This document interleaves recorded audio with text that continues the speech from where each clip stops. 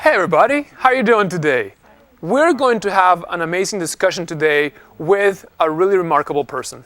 Today we're going to talk about things related to higher education, why it matters, and why a Christian higher education really is important, really matters. So you're going to like the person we're going to talk to today. At the end of these 30 minutes, you might not have all the answers, but we're sure going to give you something to think about. It's the Hey Everybody fun and informative show. Hey everybody, how's it going?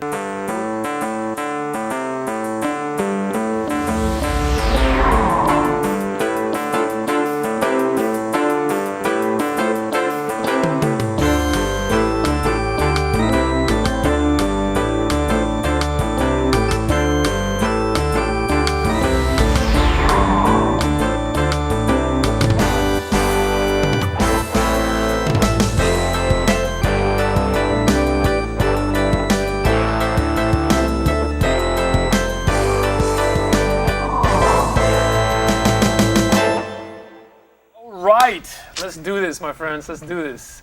Are you ready? Oh, yeah. Okay, let's start with you. Let's introduce ourselves. Arby, let's go with you first. All right. My name is Arby.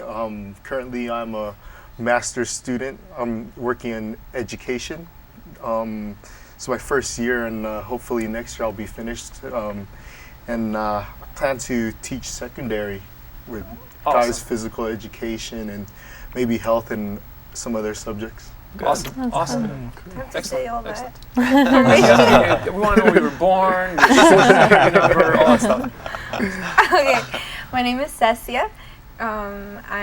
This is my second year at LCR. I'm a music major, and I'm also taking classes to get the PA, Physician Assistant program out of the way.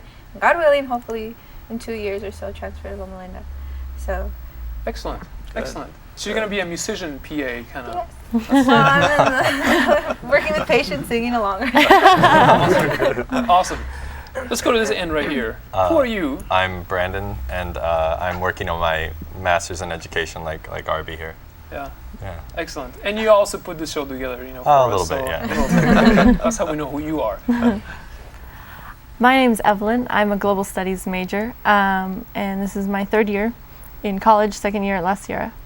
Excellent. Excellent. How are you, My sir? name is Didi Muero. I am an exercise science, wellness management major / pre-seminary with a minor in biblical languages. Oh, wow. And I graduate in like 2 weeks. Yeah. That's what you think. If you pass all your tests If I next can week. get to all the finals. Yeah. It makes it like great. We have ways of keeping people we really want. That's right. So don't put it past us, my friend. Anyway, finally, I'd like to introduce our final guest this morning. I mean, whatever this is. Afternoon, timeless. We're timeless here. It could be middle of the night. This is Dr. Lawrence Geraty, who there's a lot of things we could say. It would take half an hour, the entire show, to just tell you who this person is. But I'm going to summarize it by saying a couple of things. One, he is a world-renowned archaeologist, well-known. He's also been, for the last 14 years, the president of La Sierra University, which has made him my boss for the last 8 years, as you know. And, but more importantly, he has been a really good friend of students and a friend of everyone who knows him. He's been an amazing supporter and an amazing person to be around. But one of the reasons why we have him here today is because, for two reasons actually. One is that he has been an advocate of higher education, and especially Christian higher education, all his life, really. True.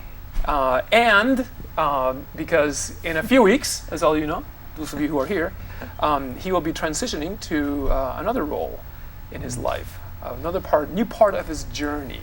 So we thought it would be a good time to have him come into our show and have a conversation with him. Thanks for inviting me. It's an honor, Dr. Geraty. It's an honor. How many years have you devoted to higher education? 45. Wow. So you started when you were 5 years old. There you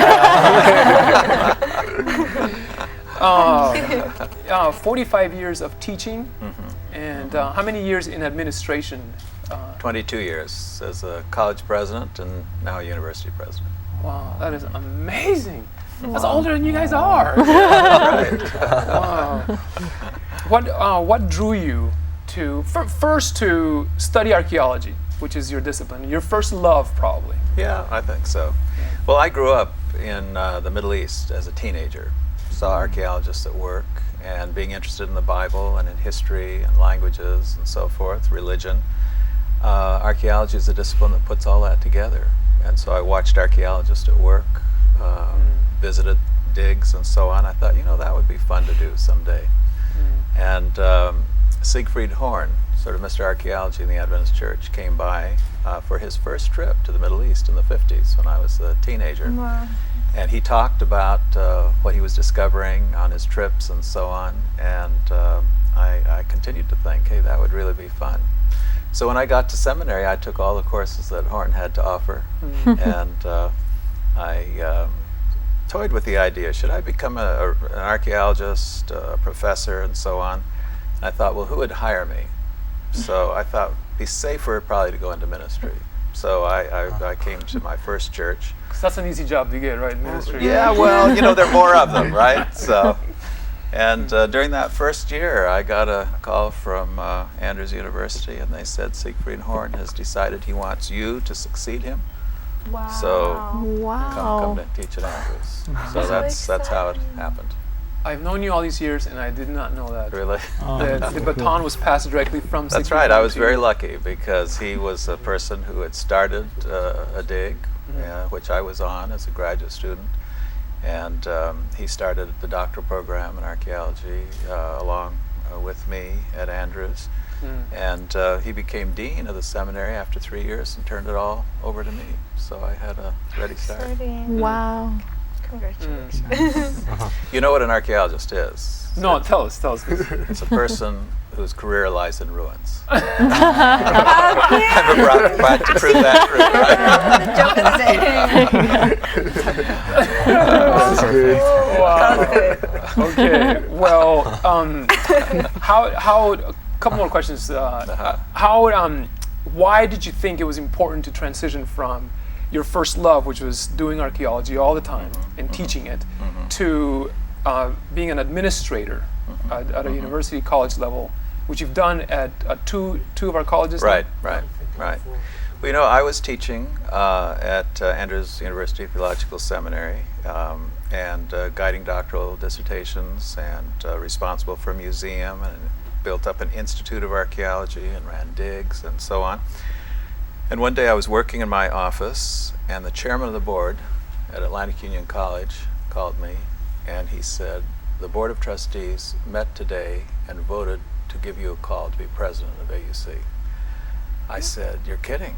I said, I don't know anything about administration. I said, you must be after my father. He's been a college president. No. You're the one. You're an archaeologist. I said, I've never been a dean. I've never been a chairman. I don't know anything about administration. He said, well, you raise money and you put people together and you go on digs, and it's a little college is sort of like that, So I was in shock, but I had to take it seriously because the board had voted and gone home. Wow. And I didn't know I was a candidate. So one thing led to another, and I decided maybe this is what God wants me to do. And it's been a very rewarding life. Wow. Yeah. Well, for you and for us, Well, thank you. Thank you. Definitely. who have been the beneficiaries of that decision many years ago. It's called on-the-job training.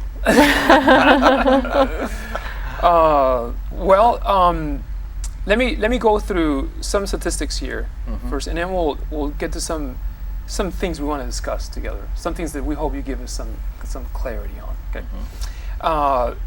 We've actually mentioned some of these here before, but only 1% of the world's population has a college degree. Does that sound about right? I think it probably does. Because I got this from the really internet. I don't know. The internet, everything's factual there. So. Which should make all the people here in this circle feel pretty special. Yeah. Privileged, if anything. Right. Wow.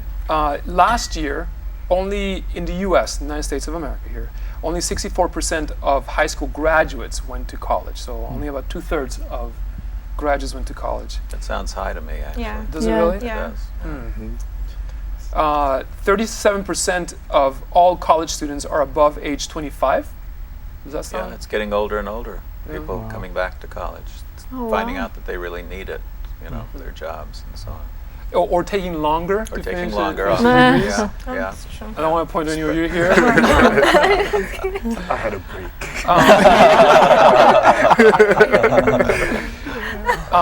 1 in 3 people in college are actually studying at a 2-year college. So 1/3 of all students are actually studying at Community college. community colleges. Wow. Having said all that, I just want to ask you guys who are here, maybe you students, why did you choose to go to college? How did you come to the decision that it was important for you to go to college? Is it a family decision? Did you ever have a choice in the matter, or was it just a recruiter came and said, "Hey, you should go to college"? How did it happen for you? Well, my grandparents went to college, and I was raised around them, so I got to see their influence and their the things that they did with their lives. And but then, like, my mom didn't go to college, and I also saw how she struggled an awful lot to do her job and raise 2 kids and all these other things. So I really, and it was instilled in me when I was young, and then after high school you're going to go to college. So it was a family thing, and this is what you will do. And I saw the contrast, and it was just very clear, that's what I wanted to do, to excel and continue doing, what my purpose was. It was an assumption in your family. You're going to college. Pretty much, yeah. Oh, wow. Yeah, it's kind of the same with me. I mean, my parents have post-higher education as well as just college degrees, and my brothers, all of us were just expected, okay, you start talking about it senior year of high school or before even. What are you going to do? Well, these are your strong points in your life. Let's choose something that you can go for and you can achieve, and here are the places you can do that at. It wasn't really like, oh, would you like to? No, it's you're going to. What if you're like really good at playing video games though? Is there like a computer programming? How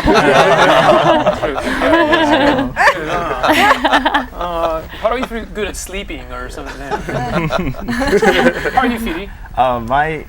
My parents both have college, and my father was actually taught by Dr. Geraty when he was at Andrews University. Really? And so it's just, I've always grown up knowing I'm going to college. I never knew what I was going to do up until maybe 3 years ago, but I always knew I was going to college. Wow. Same with me. I had absolutely no other plan but to go to college. I mean, my dad was college president. My mom was a college teacher. Yeah, I would have been in trouble if I hadn't gone to college. So I just assumed that's what was going to happen. Wow. Yeah. Yeah. Same for you guys? Pretty much. I guess I thought about probably what would happen if I just finish high school and like continue either working. Only because I guess both my parents think I'd also got higher educations. Both finished their masters. My dad finished his doctorate, but then I realized other friends around me that have quit back down or haven't continued school, either just finished high school or in the middle of high school just dropped out, and they're comfortable, I guess, with working regular job, whatever they can find. But to know that we live in a world that, I don't know, it's a privilege, as we talk, to get an education, like continue. And yeah, so it's my own decision as well. An inspiration and an example from my parents, but my own decision to know that it's the best thing to do, to get as much education. Because you're going to live those years anyway, so just make the best out of it by getting informed. Yeah. For me, I actually wanted to go to culinary school and become a chef. I love cooking. One of my favorite things I love to cook is barbecue. I love to barbecue chicken. No way. Veggie chicken.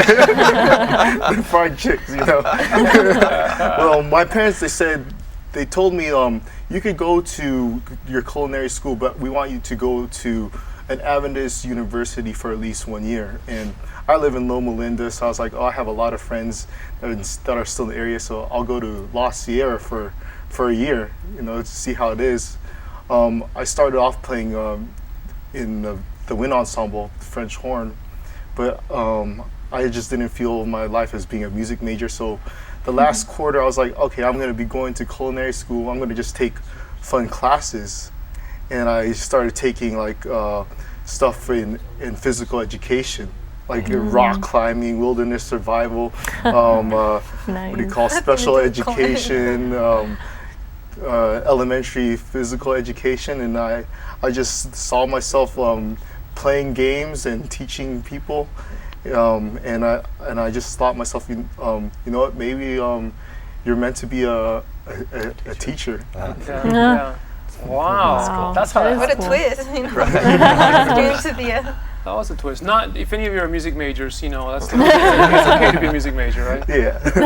Just wasn't for you. It enriches life, right? That's right. That's right. I'm going to do something strange here now, if I could. I want to jump ahead to our tough questions, and then we'll come back to the discussion part. Is that okay? Because there's a tough question that just sort of surfaced that I think we need to deal with right now. You ready for tough questions? Ready. It's time. Here we go. Does everyone need to go to college? Because you all talked as if everyone should go to college, or that was an assumption in your families. Unfortunately, not everybody is capable academically, and probably not everybody is capable of affording it. Although where there's a will, there's a way there too. Dr. Geraty, would you say that it's okay for some people not to go to college? Definitely, right. God has given us all gifts, and some people don't have a gift for study and for learning in that format. We all learn, we're all gifted in that way, but not in the way that colleges teach. And also not everyone is given the desire even. I mean, I know plenty of people at home who love the fact that they're a mechanic and they would just do nothing else. And the way they learned that was in high school. They took an auto mechanics class and they learned from their dad, from their neighbors, from the teachers themselves, and just started tinkering with cars, and now that's all they want to do. They want to fish and they want to work with cars. And they're happy. And why would you take that love out of them and say, here's a book instead? That doesn't always go together though, right? Fishing and... Not quite, but... Society needs good auto mechanics. That's right. I mean, I certainly do. I don't know the first thing about it, so I depend on them a great deal. So when we say that only 1% of the world's population has access to or is college educated, you know, there's a certain part of us that says, wow, more should be college educated, but at the same time, I mean, should everyone go to college? Is that, you know, not necessarily, is it? No. But certainly more of the world Could. if they had the means, you know, Right.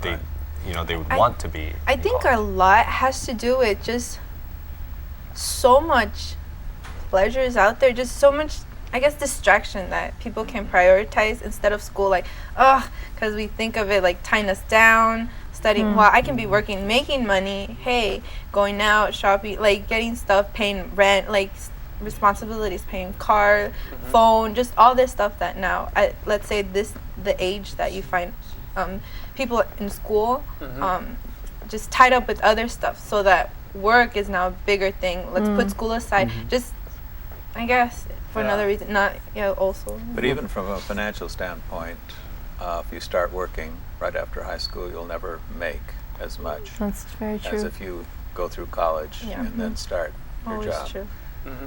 So it's you're better off in many, many ways going to college if you can. Let's talk about the money then. Yeah. Since you brought it up. Let me see here. Average cost of a 4-year public education is $11,000. This is per year. Per year at 4-year college or colleges or universities. Last year, $11,441. Okay. You know what, though? I must say that that's not how much it costs to produce that education. The taxpayers are paying the rest of it. It's like You may be paying Yeah. $11,000, but the taxpayers are paying another $12,000, $15,000. This is correct. Well, no, don't say that. You guys don't pay taxes yet. Come on, you guys. That's right. That's right. We, the two of us, are the ones that we wrote that check April 15. Let me tell you, it hurt. The average cost of a 4-year education last year at a private college was $26,489, excluding living expenses. So See what a good deal last year is, because it's less than that. Wow. now, sure, we can talk about the benefits once you're out and so on, but what about what makes? Let's just call it like it is. What makes a Christian, Dr. Geraty, college education working out over half? Over twice as much as a public university cost. Up front, I mean, we're paying for the, but Right. but the other way you could Right. say this is that since we're already paying for the education through our Right. taxes, We're why paying wouldn't twice. we're paying twice? Why wouldn't we send Yeah. our young to, or why shouldn't these guys go and spend their parents' hard-earned tax money at a public university? What makes a Christian education worth it? This is the ideal, of course, that a Christian college will have individuals who will challenge you in terms of your faith commitments. And the nice thing, the important thing about Christian education is that it treats you holistically. So it's not just your mind, it's not just, the physical, which many institutions do, but it's also the spiritual, the philosophical. And people who have not taken time when they're young will live to regret it when they're older. And people who go to a Christian college and take advantage of the opportunities that are there have a start in life that's really second to none. So I think it's the worldview that you get at a Christian college. It's the challenges in terms of diversity from different professors as they look at key issues and so on. And you have resources at a Christian college, people like the chaplain's office, spiritual life, people in student life, counselors, Christian teachers who have been through the way before you, that you can go to them half hours and say, how do you deal with this? How did you come to terms with this data or this experience and so on? So I think that's the most important thing. I mean, you're getting a head start on life in terms of spiritual commitments, and then you're forming your friends, your friendship, your network that you're going to have lifelong. Yeah. Maybe even a spouse. You want somebody with similar backgrounds, somebody who's thinks like you do. And fewer and fewer students are getting married right out of college. Like in my day, that was sort of expected. But I've noticed that a lot of kids do marry people they went to school with, but they wait, 5, 10 years before that happens sometimes. But another thing is that Adventist colleges, all of them, I think, offer all the resources that are needed for a good quality education. And when you don't need the depth of resources that a big name school has, on the undergraduate level. When you go on to graduate school, it's nice to get, that sometimes because it forms a professional network then that can really be valuable. But when you're in your late teens, early 20s, an Adventist Christian college is the place to be. Wow. Well, how do you guys feel about that? Can I say, I've been in both. I spent 3 years at a community college, public, and then another 3 years here at La Sierra, and it's a whole different world. I mean, for those 3 years I was at the community college, maybe it was partly my fault, but I maybe have 6 or 7 friends that I still keep in touch with. Maybe one that I talk to on a regular basis. From Adventist schools, I have friends that I talk to since I was in 1st grade, 2nd grade, 3rd grade, who we're still in contact with. From La Sierra, just tons and tons of contacts, and the education was above par in, at La Sierra. I mean, it's a complete, it's a whole new world. It's a different world, I mean, and it's so much worth it. Do you have a wife also, maybe? Or did that work out? Is this an advertisement? I'm very single. Healthy. Graduating. So higher earning potential. Plays a piano. That's terrible. Wow. Any others of you have attended secular public university? Well, actually, I've been homeschooled like all my life. So I barely started to go. I actually went to Riverside Community College when I was 15, and it was a public college. My first experience outside of home.